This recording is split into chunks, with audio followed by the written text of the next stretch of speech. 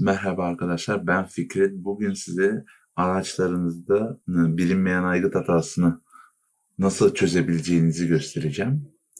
Öncelikle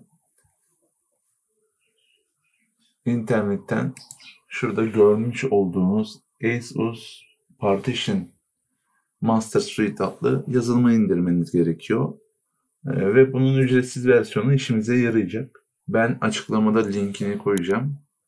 Öncelikle uygulamamızı açıyoruz. Partition Manager diyoruz. Uygulamamız açıldı. Burada görmüş olduğunuz gibi diskimiz var ve FATA32 formatında. Şimdi flashları genelde okumamasının sebebi FATA32 olmamasından kaynaklı. Bakın Windows'un kendi çimlendirme aracıyla biçimlendirmeye çalıştığımızda sadece NTFS ve exFAT. exFAT formatında genelde araçlardaki teyplerde işe yaramıyor ve bunu her flash'ta desteklemiyor Windows. Şimdi başka bir USB bellek takıyorum. Şimdi hemen özelliklerine bakalım. Bakın NTFS formatında biçimlendir diyoruz. Bu daha küçük bir flash bellek. Gördüğünüz gibi bütün USB'leri desteklemiyor.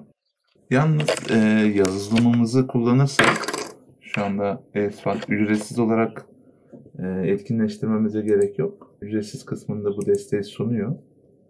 Bakın partition kısmına geldiğimizde burada alt tarafta flash belleğimiz gözüküyor. FATA32 formatında. Buradan normal Windows'un biçimlendirme aracıyla bazı flash belleklerde bunu yapamıyoruz. Format diyoruz. Buradan FATA32'yi seçiyoruz. Genelde bu kısmı kendi seçiyor. Dokunmamıza gerek yok ama siz isterseniz değiştirebilirsiniz. Buradan biçimlendir diyoruz. İçindeki bütün dosyalar silinecek diyor.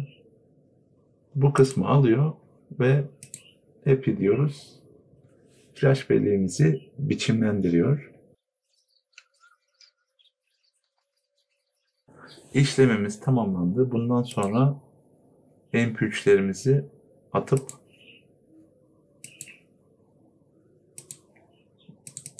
arabamızda dinleyebiliriz.